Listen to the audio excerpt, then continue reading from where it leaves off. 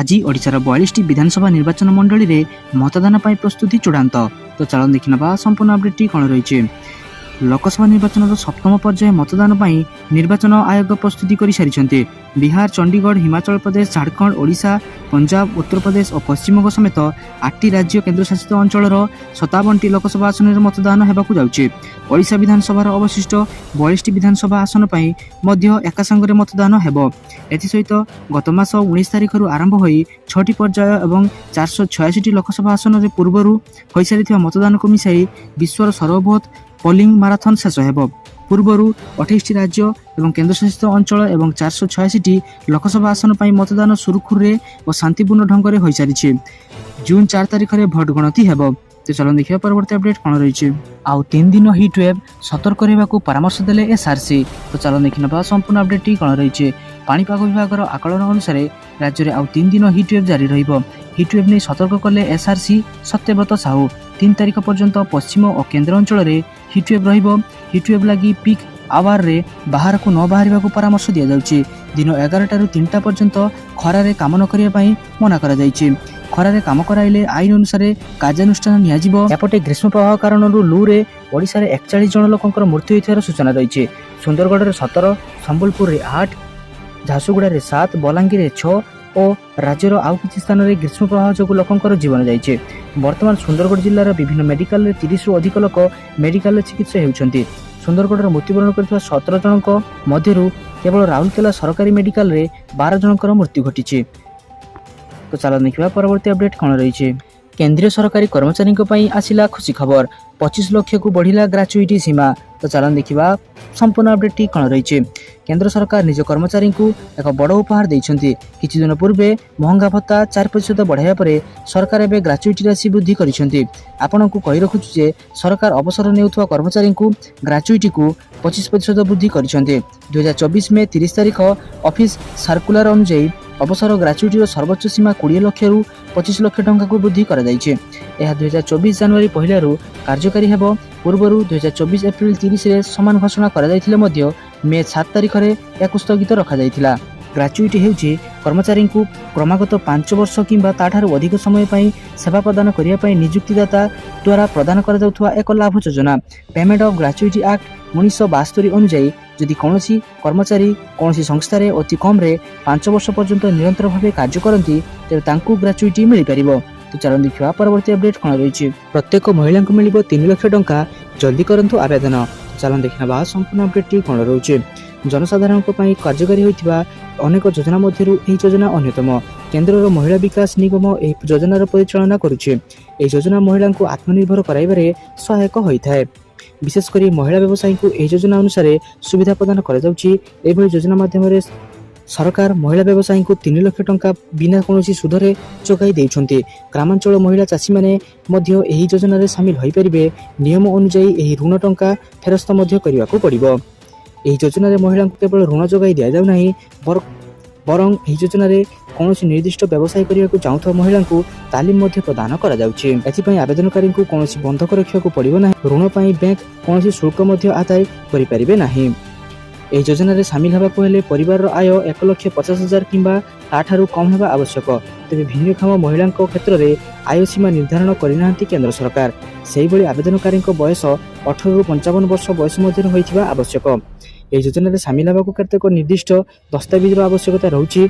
जणे आवेदनकारी पाखरे passport size photo, जन्म प्रमाणपत्र, ठिकाना प्रमाणपत्र, राशन कार्ड, बीपीएल कार्ड, जाति प्रमाणपत्र, बैंक पासबुक आदि आवश्यकता रहुछि। एथिपई हिताधिकारी ऑफिशियल वेबसाइट विजिट करियाको हेबो। एठारे समस्त आवश्यक प्रमाण दाखल करियाको हेबो। परे सबमिट बटन देखिबाको पाइबे। आवेदन फॉर्म रिव्यू करिया परे सबमिट उपरे क्लिक करी आपण माने एहाकू आवेदन करि परिबे। नचेत निकटस्थ जनसेवा केंद्र को जाई मध्ये एहाकू आवेदन करि परिबे। चलो देखिया परवर्ती अपडेट कोन रहिछि। निर्वाचन पर चाषी को मिलिबो एही सब फायदा घोषणा करिसंती राज्य सरकार। चलो देखिनबा संपूर्ण अपडेट कोन रहिछि। चाषी को मिलिबो सबठु बड़ सुजोग। चलित निर्वाचन में शासक दलर सरकार गठन हेले चाषी मानकु मिलिबो अनेक फायदा। ए नै राज्य सरकार घोषणा करिसंती। ओडिशार मुख्यमंत्री नवीन पट्टनायक घोषणा करिसंती जे चाषी माने समानकर झियो बाहागर करिबा समय रे राज्य सरकारक पक्षरु समानकु बाहागर निमंते 25,000 टंका पर्यंत सहायता दिया जिवो। एथिसह ଚାଷୀମାନଙ୍କୁ ବିନା ସୁଧରେ 1.5 ଲକ୍ଷ ଟଙ୍କା ପର୍ଯ୍ୟନ୍ତ ଋଣର ସହାୟତା କରିବେ ରାଜ୍ୟ ସରକାର। ମାଗଣା ବିଜୁଳି ଦେବାର ପ୍ରତିଶ୍ରୁତି ମଧ୍ୟ ଦେଇଛନ୍ତି। ଚାଷୀମାନେ ଅମଳ କରୁଥିବା ସବୁ ଫସଲ ବିକ୍ରୟ ପାଇଁ 500 କୋଟି ଟଙ୍କାର ଗୋଦାମ ଏବଂ ମଣ୍ଡି ତିଆରି କରିବାକୁ ଅର୍ଥ ମଞ୍ଜୁର କରିବେ ବୋଲି କହିଛନ୍ତି। ତେଣୁ ଏସବୁ 2024 ନିର୍ବାଚନ ପରେ ବିଜେଡି ସରକାର ଆସିଲେ ଏହାର ଲାଭ ଚାଷୀମାନଙ୍କୁ ମିଳିପାରିବ ବୋଲି କହିଛନ୍ତି ମୁଖ୍ୟମନ୍ତ୍ରୀ ନବୀନ ପଟ୍ଟନାୟକ। ତ ଚାଲନ୍ତୁ ଦେଖିବା ପରବର୍ତ୍ତୀ ଅପଡେଟ୍ କ'ଣ ରହିଛି। NCERTରେ ପୂରଣ ହେବ ବିଭିନ୍ନ ପଦବୀ, ଆପଣ ବି ନେଇପାରିବେ ସୁଯୋଗ। ତ ଚାଲନ୍ତୁ ଦେଖିନେବା ସମ୍ପୂର୍ଣ୍ଣ ଅପଡେଟ୍ଟି କ'ଣ ରହିଛି। National council of educational research and ଟ୍ରେନିଂରେ ଚାକିରି ଖୋଜୁଥିବା ଯୁବକମାନଙ୍କ ପାଇଁ ଆସିଲା ଏକ ଖୁସି ଖବର। NCERT ଏନେଇ ଏକ ବିଜ୍ଞାପନ ପ୍ରକାଶ କରିଛି। ଯଦି ଆପଣ NCERTରେ ଚାକିରି କରିବାକୁ ଚାହୁଁଛନ୍ତି ତେବେ ଏହାକୁ ତୁରନ୍ତ ଆବେଦନ କରିନିଅନ୍ତୁ। ଏ ନିଯୁକ୍ତି ମାଧ୍ୟମରେ NCERTରେ ପରାମର୍ଶଦାତା, ଏଡିଟର, ମ୍ୟାନେଜର ସମେତ ଅନେକ ପଦବୀ ପୂରଣ ହେବ। ୱାକ୍ ଇନ୍ ଇଣ୍ଟରଭ୍ୟୁ ମାଧ୍ୟମରେ ପ୍ରାର୍ଥୀ ଚୟନ କରାଯିବ। ଏନେ ଉଭୟ ପୁରୁଷ ଓ ମହିଳା ସାକ୍ଷାତକାର ଦେଇପାରିବେ। ପିଜି ସମେତ ବିଭିନ୍ନ କ୍ଷେତ୍ରରେ ଟେକ୍ନିକାଲ କୋର୍ସ କରିଥିବା ପ୍ରାର୍ଥୀମାନେ ଏହି ସୁଯୋଗ ନେଇପାରିବେ। ଏହି ନିଯୁକ୍ତି ମାଧ୍ୟମରେ ମୋଟ 65 ଗୋଟି ପଦବୀ ପୂରଣ ହେବ। ଯୋଗ୍ୟ ଓ ଆଗ୍ରହୀ ପ୍ରାର୍ଥୀମାନେ NCERTର ଅଫିସିଆଲ ୱେବସାଇଟ୍ ncert.nic.in କୁ ଯାଇ ଆବେଦନ କରିପାରିବେ ଏବଂ ଏହାର ସମ୍ପୂର୍ଣ୍ଣ ବିଜ୍ଞପ୍ତି ମଧ୍ୟ ଦେଖିପାରିବେ। ଗୁରୁତ୍ୱପୂର୍ଣ୍ଣ ତାରିଖ ବିଷୟ ଜାଣିନେବା। ଅନଲାଇନ୍ ଆବେଦନ ଆରମ୍ଭ ହୋଇସାରିଛି। ଅନଲାଇନ୍ ଆବେଦନ ଶେଷ ତାରିଖ 18 ଜୁନ୍ 2024 ରହୁଛି। ବିଭିନ୍ନ ପଦବୀ ପାଇଁ ଯୋଗ୍ୟତା ଭିନ୍ନ ଭିନ୍ନ।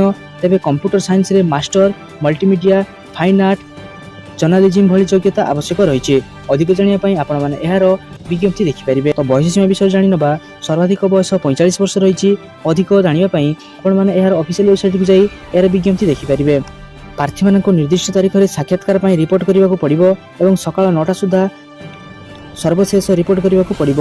ମୂଳ ପ୍ରମାଣପତ୍ର କପି ସହିତ section officer, planning and research division, room number 242, CIET, second floor, Chacha Nehru Bhavan, CIET, NCERT, new Delhi 110016ରେ ସମୟ ପୂର୍ବରୁ ପହଞ୍ଚିବାକୁ ପଡ଼ିବ। ତ ଯୋଗ୍ୟ ଓ ଆଗ୍ରହୀ ଥିବା ପ୍ରାର୍ଥୀମାନେ ତୁରନ୍ତ ଯାଇ ଏହାର ଅଫିସିଆଲ ୱେବସାଇଟ୍ରେ ଏହାର ବିଜ୍ଞାପନ ଦେଖିନିଅନ୍ତୁ ଏବଂ ଏହାକୁ ଆବେଦନ କରିନିଅନ୍ତୁ। ତ ଚାଲନ୍ତୁ ଦେଖିବା ପରବର୍ତ୍ତୀ ଅପଡେଟ୍ କ'ଣ ରହିଛି। ପୁରୁଣା 20 ଟଙ୍କିଆ ନୋଟ୍ ଅଛି କି ଗୋଟିଏକୁ 6 ଲକ୍ଷ ଟଙ୍କାରେ କରନ୍ତୁ ବିକ୍ରି। ତ ଚାଲନ୍ତୁ ଦେଖିନେବା ସମ୍ପୂର୍ଣ୍ଣ ଅପଡେଟ୍ଟି କ'ଣ ରହିଛି। ଯଦି ଆପଣଙ୍କ ପାଖରେ ପୁରୁଣା 20 ଟଙ୍କିଆ ନୋଟ୍ ଅଛି ତେବେ ଏହାକୁ ବିକ୍ରୟ କରିବା ପୂର୍ବରୁ ଆପଣଙ୍କୁ ଏହାର ନିୟମଗୁଡ଼ିକ ଜାଣିବାକୁ ପଡ଼ିବ। ନଚେତ୍ ଆପଣ ସୁଯୋଗ ହାତଛଡ଼ା କରିବେ ତେବେ ଆପଣ ଅନୁତାପ କରିବେ।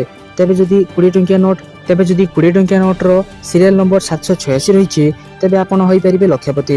କାରଣ 786କୁ ମୁସଲମାନ ସମ୍ପ୍ରଦାୟ ବ୍ୟକ୍ତିମାନେ ଅତ୍ୟନ୍ତ ଶୁଭ ବୋଲି ଭାବିଥାନ୍ତି। ମୁସଲମାନ ସମ୍ପ୍ରଦାୟର ଲୋକେ ଘର ସୁଖ ସମୃଦ୍ଧି ପାଇଁ ଏହି ନୋଟ୍କୁ କିଣିଥାନ୍ତି। ତେଣୁ ନୋଟ୍ ବିକ୍ରୟ କରିବାକୁ ସୁଯୋଗ ହାତଛଡ଼ା କରନ୍ତୁ ନାହିଁ। ଯଦି ଆପଣଙ୍କ ପାଖରେ ପୁରୁଣା 20 ଟଙ୍କିଆ ନୋଟ୍ ଅଛି ତେବେ ଏହାକୁ 6 ଲକ୍ଷ ଟଙ୍କାରେ ବିକ୍ରି କରିପାରିବେ ଆଉ 3ଟି ଥିଲେ 18 ଲକ୍ଷ ଟଙ୍କା ମଧ୍ୟ ପାଇପାରିବେ। ଯଦି ଆପଣ 20 ଟଙ୍କିଆ ନୋଟ୍ ବିକ୍ରି କରିବାକୁ ଚାହୁଁଛନ୍ତି ତେବେ ଏଥିପାଇଁ ପ୍ରଥମେ OLXରେ ପଞ୍ଜୀକରଣ କରିବାକୁ ପଡ଼ିବ। ପଞ୍ଜୀକରଣ ପରେ 20 ଟଙ୍କିଆ ନୋଟ୍ର ସ୍ପଷ୍ଟ ଫଟୋ ଚିତ୍ର ଅପଲୋଡ୍ କରିବାକୁ ପଡ଼ିବ। ଏହାପରେ ଯେଉଁମାନେ ନେବାକୁ ଚାହିଁବେ ଆପଣଙ୍କ ସହିତ ଯୋଗାଯୋଗ କରିପାରିବେ। ତେବେ ନୋଟ୍ ଗୁଡ଼ିକ ପ୍ରକୃତ ମୂଲ୍ୟ କେତେ ତାହା OLX ପକ୍ଷରୁ ନିର୍ଦ୍ଧାରଣ କରାଯାଇ ନାହିଁ। ଏକ ମିଡିଆ ସଂସ୍ଥା ରିପୋର୍ଟ ଅନୁଯାୟୀ 786 ଥିବା ନୋଟ୍ର ମୂଲ୍ୟ 5 ଲକ୍ଷ ଟଙ୍କା ପର୍ଯ୍ୟନ୍ତ କୁହାଯାଇଛି। ତ ଆପଣମାନେ ଏହାକୁ ବିକ୍ରୟ କରିବା ପୂର୍ବରୁ କୌଣସି ଏକ ଏକ୍ସପର୍ଟ ସହିତ ଯୋଗାଯୋଗ କରି ଏହାକୁ ବିକ୍ରୟ କରିପାରିବେ। ସାରାଦିନରେ ଏପରି ବଛା ବଛା ଏବଂ ଗୁରୁତ୍ୱପୂର୍ଣ୍ଣ ଖବର ଜାଣିବା ପାଇଁ ଆମ ଚ୍ୟାନେଲକୁ ସବସ୍କ୍ରାଇବ କରି ରଖନ୍ତୁ ଏବଂ ଆମ ଭିଡ଼ିଓକୁ ଗୋଟେ ଲାଇକ୍ କରିଦିଅନ୍ତୁ।